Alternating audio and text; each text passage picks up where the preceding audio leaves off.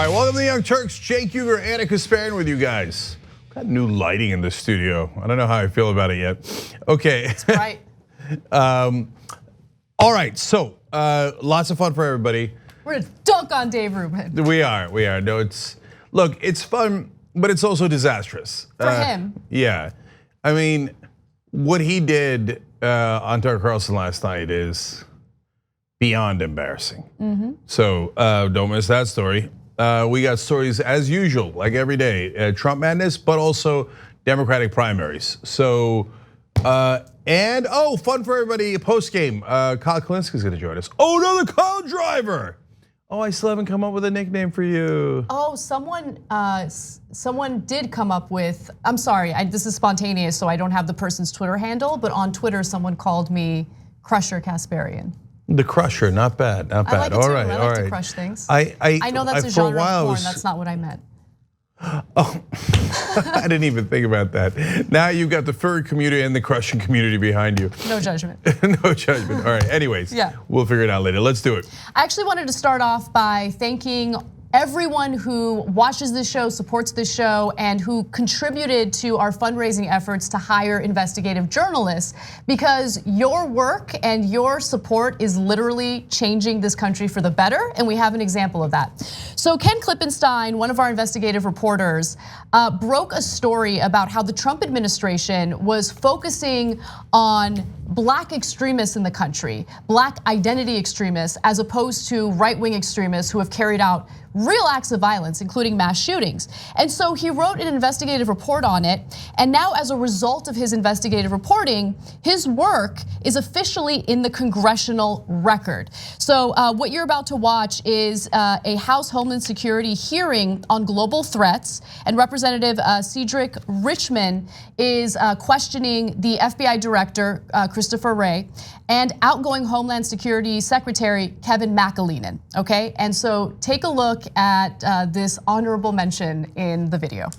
Let me just ask unanimous consent to enter into the record an October 6, 2017 article from Foreign Policy entitled "The FBI's New U.S. Terrorist Threat, Black Identity Extremists," an August 8, 2019 article by the Young Turks entitled "Leaked FBI Documents Reveal Bureau's Priorities under President Trump."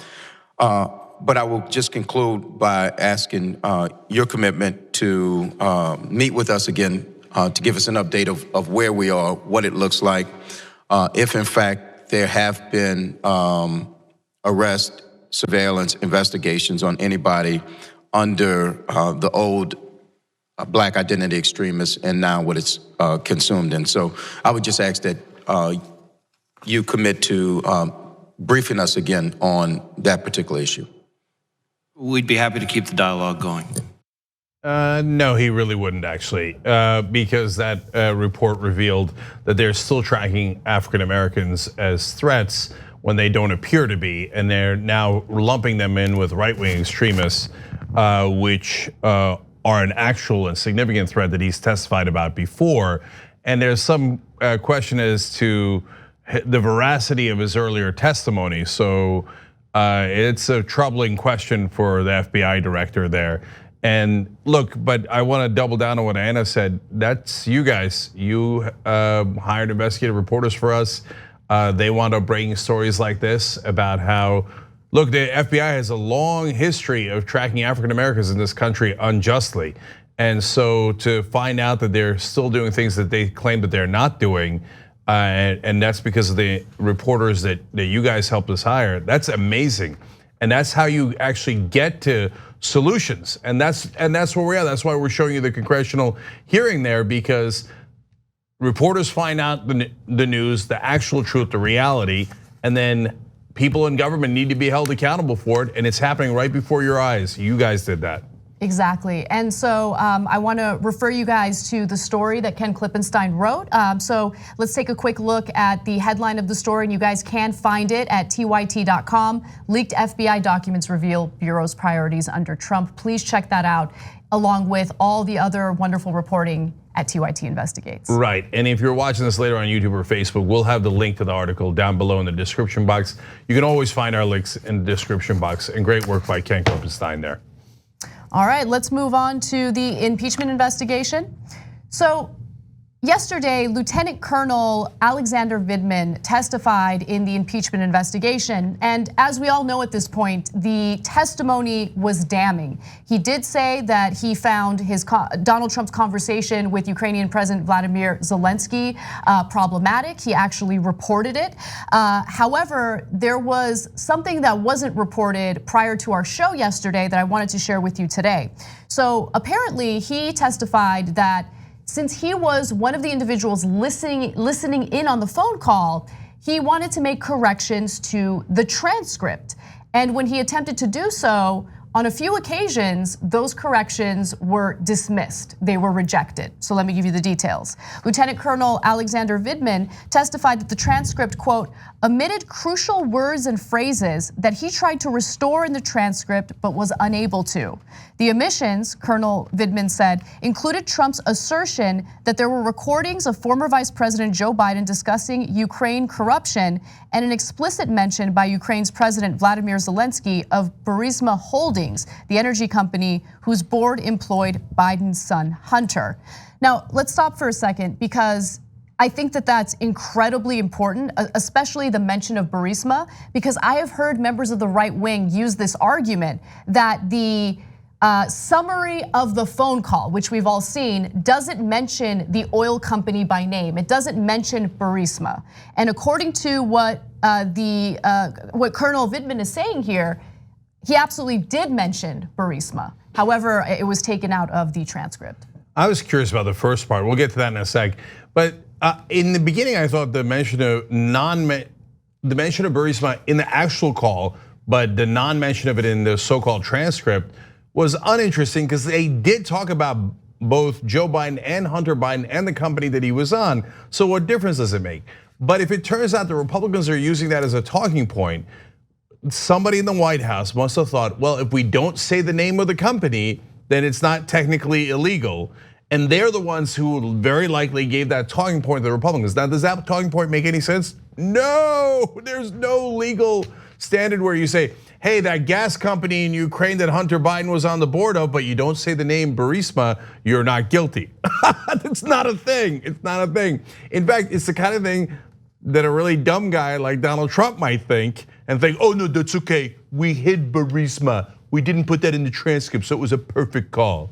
Now the second part, what recording of Biden, is that another conspiracy theory that Trump believes about how Ukraine is hiding servers that has Hillary Clinton's emails and does he think that they have a video recording of Biden doing something wrong? Or are they referring to something that they know that we don't know of a recording, and that's why they put it away in the part that's hidden? God, he's so strange. So, by the way, and just to reiterate, the so-called transcript that we've all seen is not the actual transcript. It is a summary of the conversation based on the recollection of the note takers and the individuals who were listening to that phone call. The actual transcript was immediately moved to a high security server, a private server that Donald Trump is refusing to release, even though he says that it was a perfect phone call. So if it's a perfect phone call, why don't we see the actual verbatim transcript of the phone conversation that took place? Right, and look, guys, I've said this before, but I want you to realize why he's saying it's a perfect call, because he's stupid. You know, that's 100% true, but like, why would you refer to anything as a perfect call? Well, what does that mean? What does it even mean? It means I executed it well, right? Well, what was it the thing that you were executing? Well, there's nothing in the call that affects national security interests at all, that helps America at all. It's just a call about Hunter Biden and Joe Biden and whether they have some secret server affecting the 2016 election. These are all things about Donald Trump. Nothing to do with Ukraine, nothing to do with America. So what did you execute well on the call? Well, in his stupid mind, he thinks he asked for the quid pro quo without saying it. And in the parts that he said, like Burisma, they took it out, so you can't catch him on it. So that's why it was a perfect call. He perfectly executed the corruption without having his fingerprints on it. Now, of course, that's not remotely true, but that's what he thinks in his dumb little orange mind. That's why he keeps calling it a perfect call. And remember, the phone call with Vladimir Zelensky is entirely separate from the text messages between EU Ambassador Gordon Sondland and US Ambassador Bill Taylor. In those text message exchanges, the quid pro quo is abundantly clear, and both Taylor and Sondland in their testimony made clear that they believed that there was a quid pro quo. 100%. All right, well, let's move on to some other news. Actually, why don't we take a break, and then when we come back, we have a little more on the impeachment investigation, and then that wonderful story on Dave Rubin that we promised. Yeah, and the extra that we have on it is how Trump can be goaded into almost anything. That's why I get so frustrated with Democrats. He's so easy. What a child he is. Just let me at him. if I get, I don't know, maybe on Fox and Friends, we can change the whole dynamic of this in 5 minutes. Anyway, we'll do that story when we come back. We hope you're enjoying this free clip from the Young Turks. If you want to get the whole show and more exclusive content while supporting independent media, become a member at tyt.com/join today. In the meantime, enjoy this free segment.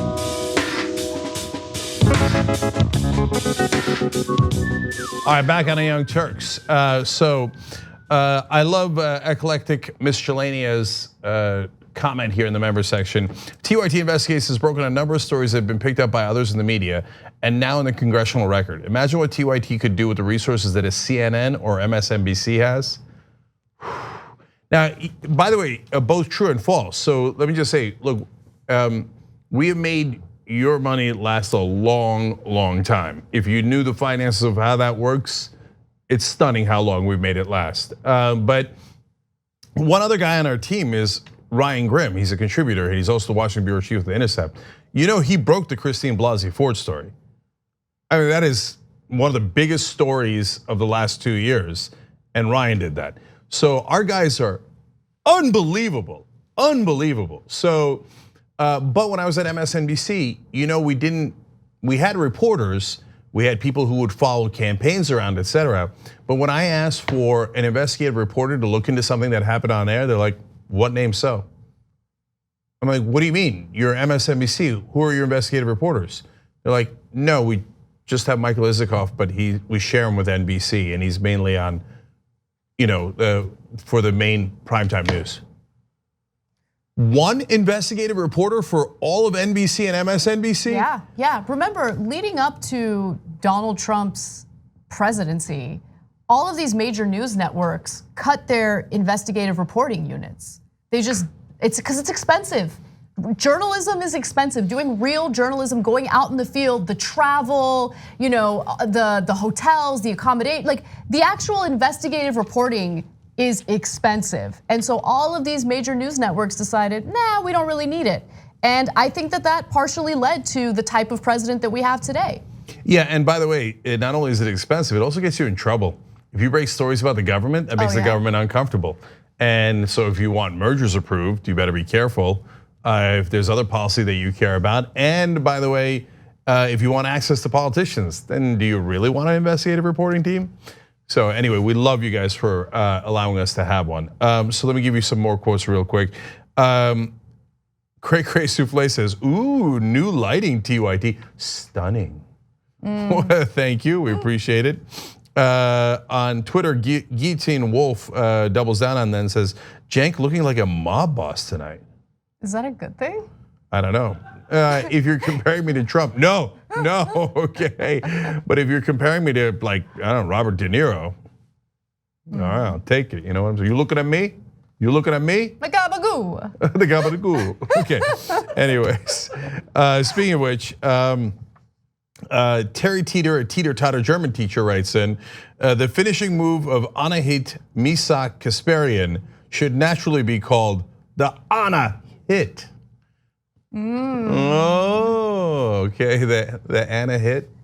It's a great use of her name. Yeah. It doesn't roll off the tongue as much, but you're onto something. So I like the way you're thinking. All right, what's next? All right, well, just a quick mention about the Friday show. So as you guys know, we're doing something a little different with our Friday Power Panels. Rather than watching it on the YouTube stream, we're gonna have it available for our members wherever you watch. If you wanna watch live on our website, you can do that as you usually do, or you can watch the archive. However, for everyone else, we will be on Pluto TV, Zumo, the Roku channel, and YouTube TV. Those are the platforms that you can watch the show on, 6 p.m. Eastern time on November 1st. So that's what we're doing this week, check it out. Okay, so it's exclusively on those platforms this Friday, but we're on those platforms every single day, 24-hour channel. You can catch all of our shows anytime you want on those channels, so make sure that you're checking that out. A lot of folks have those platforms now. And of course, if you want to be a member and get the show anytime you want, tyt.com/join.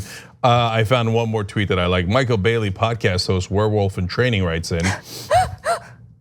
Possible nickname for Anna on TYT, since she crushes people, the Anaconda, because she don't want none unless you're progressive, son. I like that a lot. I like that a lot, it's good. It's good. All right, I like it. You guys are thinking. All right, what's next, Anaconda? Donald Trump has a very important message for everyone, okay? If he wants to commit a crime, he is smart enough to commit a crime without anyone knowing about it, which is a curious thing for someone to say when he conducts chopper talk like this. China should start an investigation into the Bidens, because what happened in China is just about as bad as what happened with Ukraine.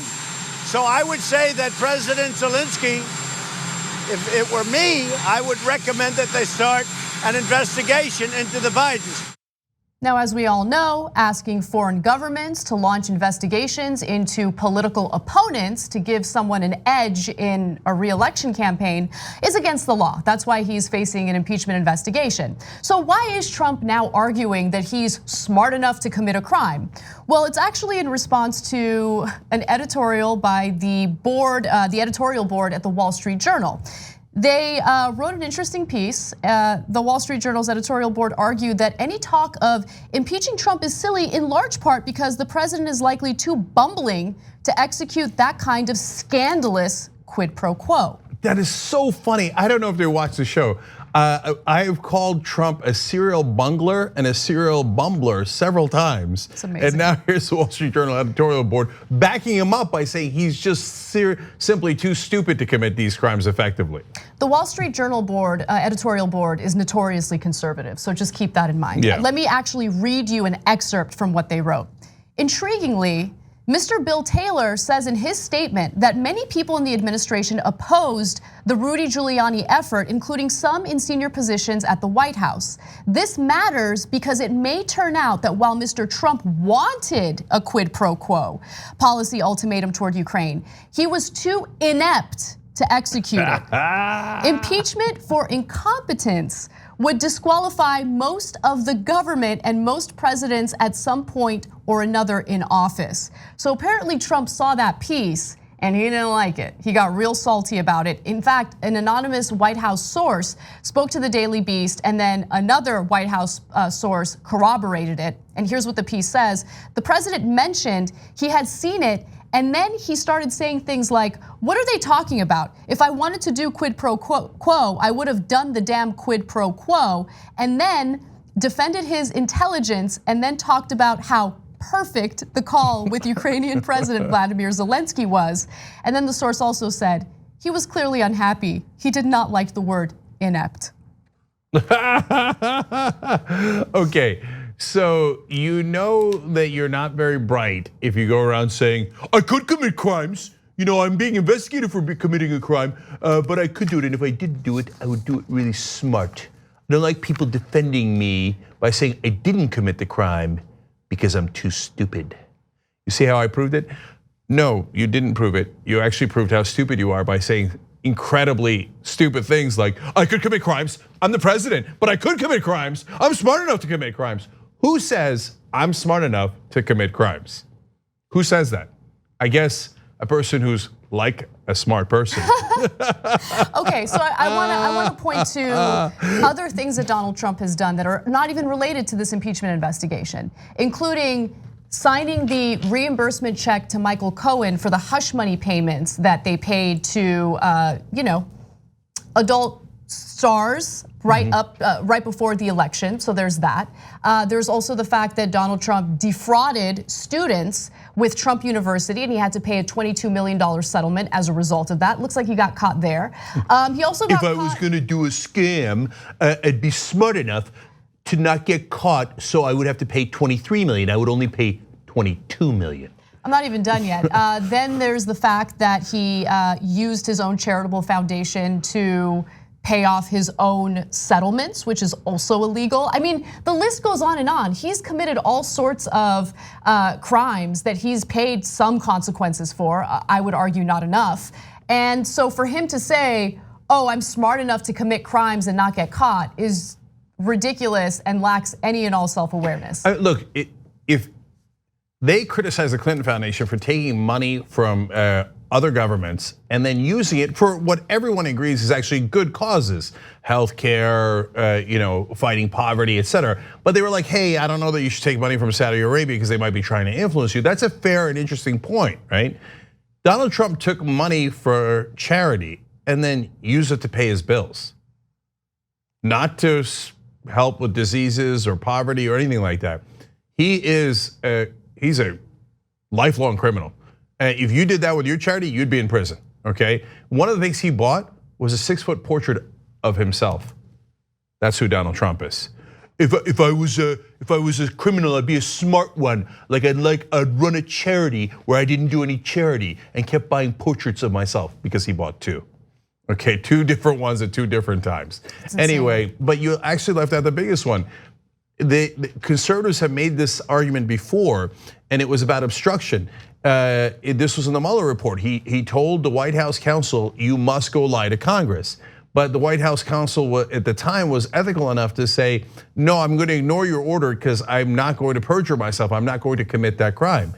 And a lot of conservatives said, see, Trump was too inept to be able to actually finish the job of committing obstruction of justice. So if he was smarter and more competent at breaking the law, he would have got his White House counsel to break the law. But since the counsel didn't do it, then I guess he's okay because he's an idiot, right? So this is a common defense of Donald Trump, which I kind of love. And Anna, to go back to the very core of the issue here, you said in your intro, as we all know, that's a crime. He literally doesn't know that. So he thinks the quid pro quo is a crime. That's why he keeps hiding the quid pro quo, although very badly at that. Now we've got witness after witness. Very smart, I'm very good at hiding the quid pro quo. Yeah, when I told my ambassador to do the quid pro quo, but I said, shush, I hid it. I did the perfect shush. Okay, but anyway, he doesn't know that simply asking a foreign government, not just Ukraine, but like you saw in the video, he asked China in front of international television, right? In front of everyone, in front of the whole world. Please look into my political opponent that is asking for help on your political campaign from a foreign government. It is illegal, but the moron doesn't know that. And so he's like, what do you mean? It was perfect the way I asked for them to help with Biden. And if it was up to me, the Ukraine, I would have them investigate my political opponent too. You just admitted another crime. Can I also say one thing? Look, I don't know if I'm really buying whether or not he. I think he knows that you can't ask a foreign government to dig up dirt on your political rival, because what does he accuse Hillary Clinton of over and over again? That Hillary Clinton worked with a foreign government to dig up dirt on Donald Trump and Paul Manafort, remember? Yeah, but I think he's using that one as like a political talking point. But kind of like, oh yeah, that one does back to you. It wasn't me. It was you who did it, right? No, but he's like been making this tactic. argument forever. I mean, even way before this impeachment investigation. But George Stephanopoulos was in the Oval Office interviewing him, and he asked him, you know that you can't. Would you take an offer of help from a foreign government in your political campaign? He flat out asked. He said, would you like? Trump's like, well, of course I would look at it. And Stephanopoulos was like, that's kind of you'd have to turn it over to the FBI, wouldn't you? He's like, okay, maybe I do both. Maybe I look at it, then I turn it over to the FBI. No, not maybe I do, but he doesn't know. That's illegal, you can't do that. Of course you can't do that, but he doesn't know that. And so, by the way, if you're a conservative, go, see, the president is too stupid. First of all, congratulations. Second of all, ignorance of the law is no excuse.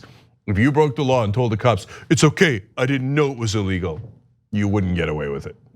Well, there's one other story that proves just how stupid Donald Trump is, so let's talk about that real quick. So let's go to my one shot. Yeah, so Donald Trump doesn't understand that Republicans do not want to talk about the substance of the impeachment investigation because the testimony thus far by members of Trump's own administration is so damning that it's impossible to attack the substance of the impeachment investigation. So they have decided that they're going to go after and ridicule the process of the impeachment investigation. And so a perfect example of how dumb Donald Trump is he is now publicly demanding that Republicans back him up when it comes to the substance of the impeachment investigation, and they can't. So he's applying this pressure on them. He's, I'm sure in the future, gonna go after them by name if they don't support and defend him when it comes to the substance. And I just want to give you an example of a recent interview with Republican Representative Mark Amodei and CNN's Manu Raju. Manu Raju wants to ask him about the substance of the impeachment investigation, and take a look at how this Republican lawmaker handles the question. I had asked him just a simple, straightforward question, whether or not the president was appropriate for him to ask for Ukraine and then later ask for China to investigate his political rivals, and he dodged the question.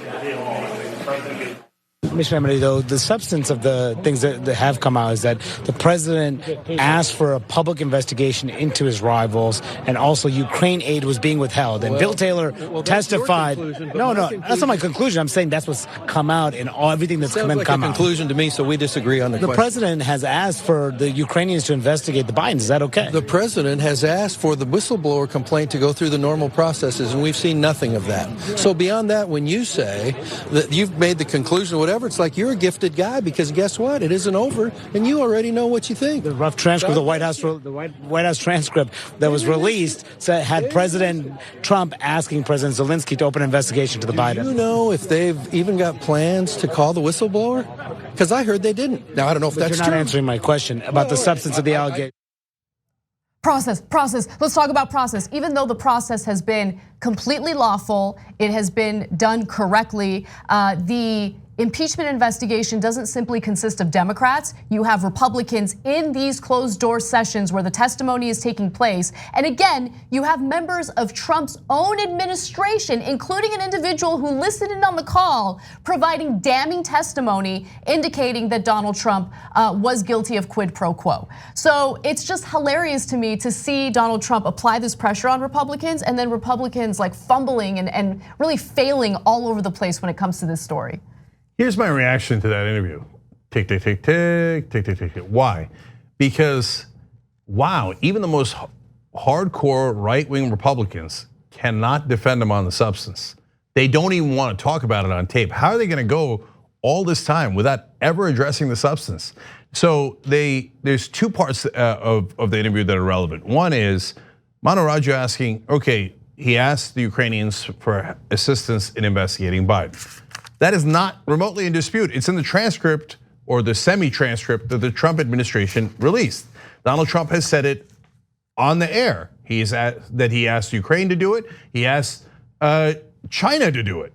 So that it is not at all in dispute. He's like, you're reaching a conclusion. I don't know, do words have any meaning anymore? Okay, so look, I know that the Trump/Fox cult, they don't care about facts at all. So I'm not talking to that 30% of the country. They just believe like, no, words don't mean anything. Words mean the opposite of what they said. I mean, last night Lou Dobbs said, or recently he said that Obama was the I president and Trump is the we president because Trump is too humble.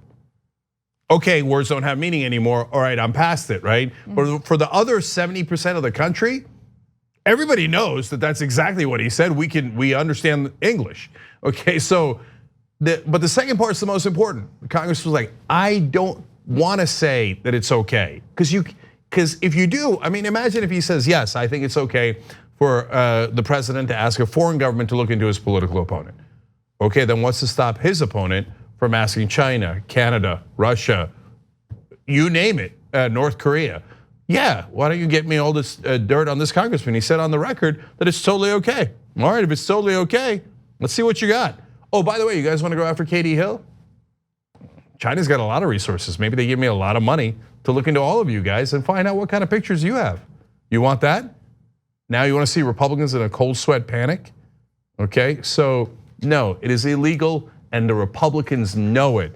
This defense or non-defense of Donald Trump is untenable. It's only a matter of time before they have to confess that it's right. All right, let's move on to Dave Rubin. This is one of my favorite stories of the day because of how embarrassing it is for Rubin.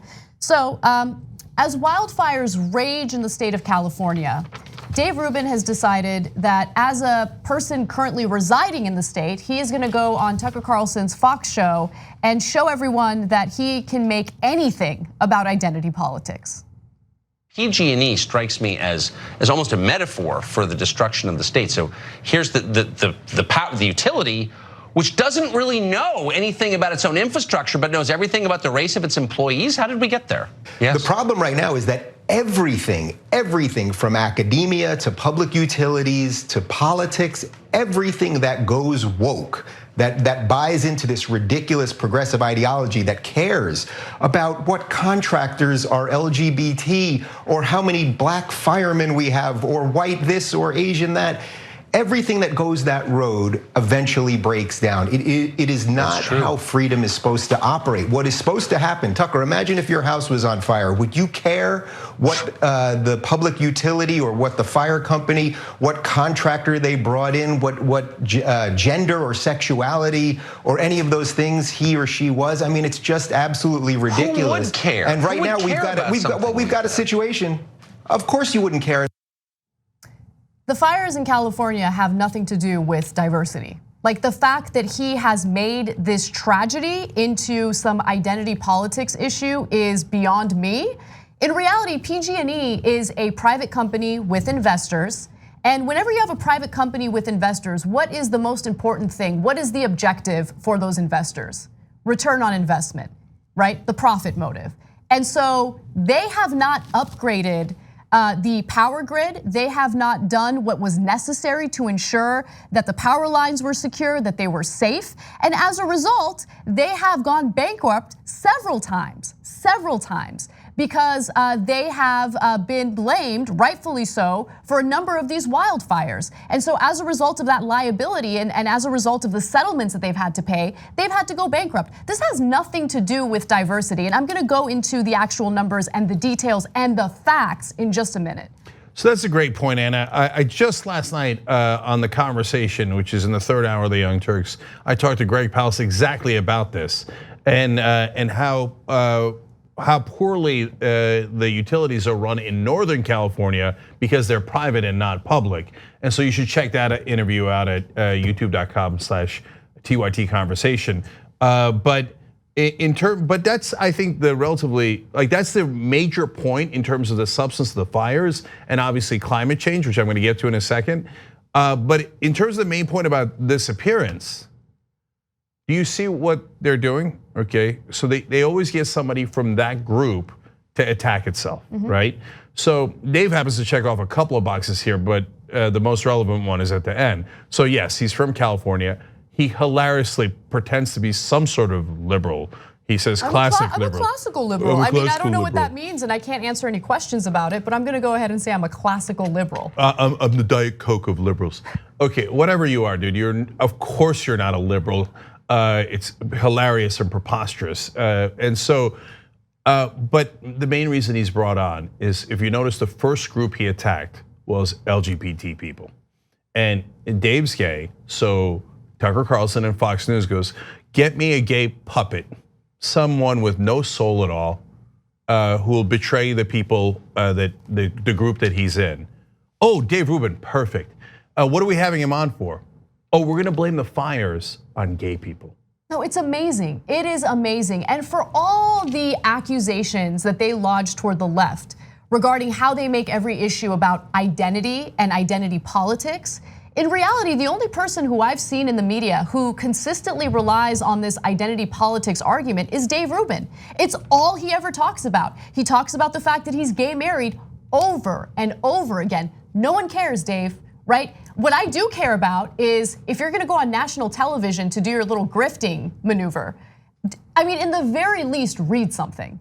Read something. How many times is this guy gonna go on national television and embarrass himself by showing the entire world how unknowledgeable he is? But guys, did you catch the other part? He literally blamed black firefighters. No, it wasn't climate change that has the planet burning all across the planet. The Siberian forest is on fire. The winter forest of Alaska was on fire. We've had the top 16 hottest years in the last 17 years. The whole planet is on fire. But Dave Rubin and Tucker Carlson thinks that's the fault of black firefighters. People who are literally putting their lives at risk to fight these wildfires, right?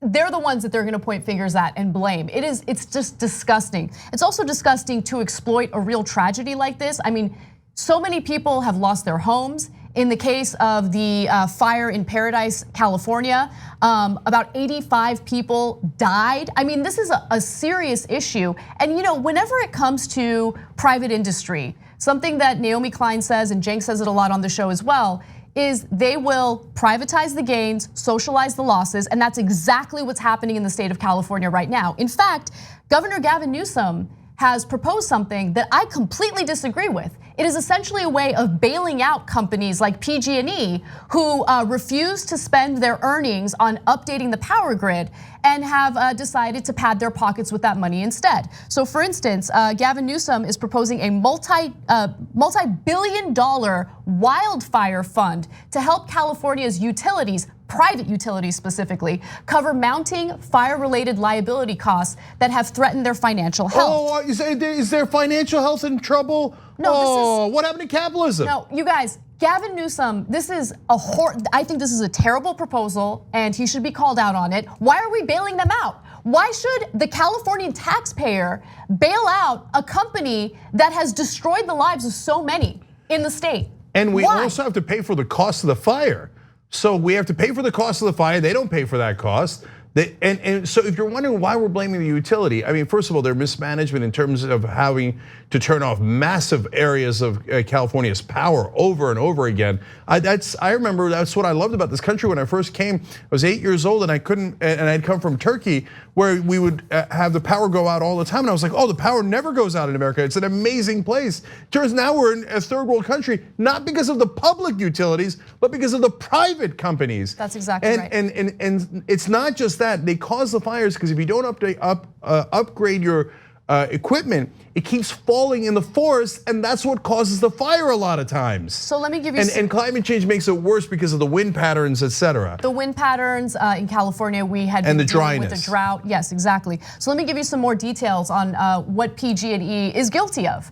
And again, the idea of bailing them out is ridiculous. So PG&E sought bankruptcy protection in January after its role in sparking wildfires created more than $30 billion in potential liabilities. So rightfully so, they get sued because they haven't upgraded their equipment and they have to pay out these settlements and then they end up going bankrupt. Concerns about massive wildfire or wildfire-related liability costs are also weighing on California's two other major investor-owned utilities, Edison International's Southern California Edison and Sempra Energy's San Diego Gas and Electric. So last year's Camp Fire, California's deadliest ever, killed 85 people and destroyed the town of Paradise. State investigators in May concluded that PG&E equipment sparked the fire. They're privately owned utilities, and this is the reason why we're having this issue in California right now, in addition to climate change, which exacerbates it. So for him to say that it's about diversity and black firefighters is disgusting.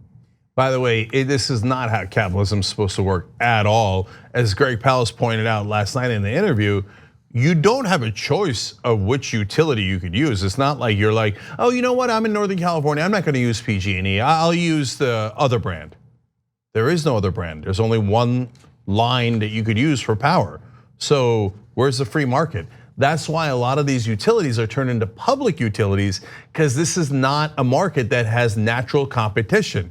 See, and Adam Smith wrote about this, and everyone who's ever studied economics knows about this, but it doesn't matter. We have such wholesale corruption in this country. They're like, remember during the Iraq War, they did no bid contracts for almost the entirety of the war. For a decade, they did no bid contracts. What part of that is capitalist? No, it's all an excuse to enrich the elite and the powerful. I'm not even done yet, okay? Because this number is important. State investigators have tied PG&E equipment to 19 wildfires in the past 2 years. And homeowners, businesses, cities, insurers, and others are seeking compensation for billions in damages from the company, an issue that will now be resolved as part of the bankruptcy process. So they are guilty of sparking numerous fires. And how is Governor Gavin Newsom going to help bail them out?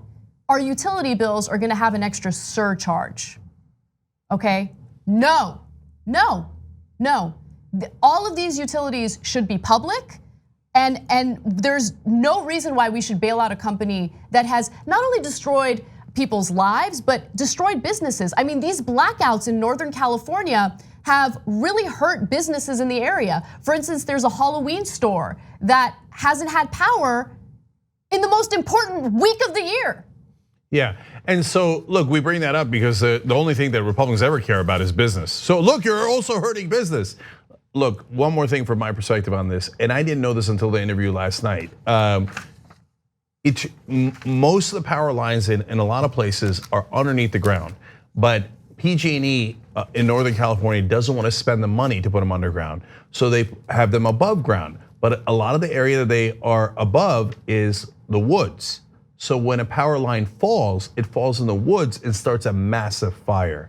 Now, if they actually paid the money to put it underground, we wouldn't have as many fires. But then their shareholders wouldn't make as much money.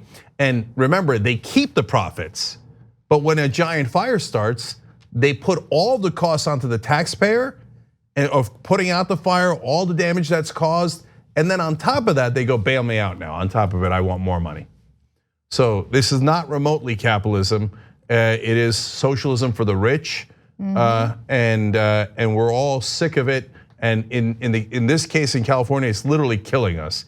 And then they bring on clowns like Dave Rubin and Tucker Carlson to distract you with a circus and blame black and gay people for the fires. It doesn't get any more despicable than that. So we have more video on this, but we got to take a break. So I'm going to play some more of this video in our members only post-game show. You can become a member by going to tyt.com/join. Members help to make this show happen, so thank you to them. And we will continue this conversation in the post-game. I can't wait to see those videos. And Kyle Kalinske is going to join us in that post-game. So there'll be even more dunking on the Dave Rubins and the Tucker Carlsons of the world. tyt.com/join, don't miss it.